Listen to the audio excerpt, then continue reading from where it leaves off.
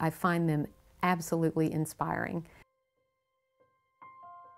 Chris came with a group of guys from the VA, just like the fellows that came this morning. And, you know, we don't get to know a lot about them before they come, but they just kind of all unload from these big old vans and you know, walk and wheel out to the arena.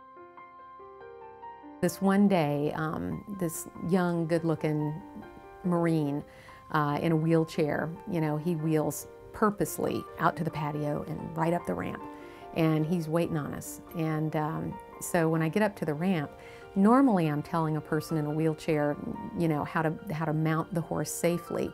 So, you know, while I'm doing that, I'm tightening the girth and, you know, and adjusting the stirrups and that sort of thing. And so I'm doing that and giving Chris my spiel, and I look up and Chris is already on the horse. And I'm like, okay, all right, so you're a horseman, obviously. He's got the rein, he's holding the reins correctly, and he's looking at me sort of impatiently.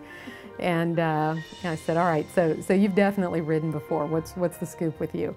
And he said, well, ma'am, I was raised on a quarter horse ranch in Texas. My family breeds and raises quarter horses for work and for show and for pleasure.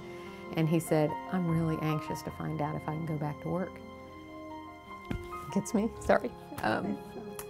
He was a right leg amputee from about middle of his thigh down, and brain injured. And so he had some balance issues, and of course his injury was only about 2.5 months old. He didn't even have a prosthesis fitted yet. He walked, trotted, and cantered that day, and he was so happy. So happy. And the first thing he did was get on his cell phone after he got off and called his parents and said, you are never going to believe what I just did. And he said, looks like I can come back to work. And it was just it was such a great, I felt so good for him.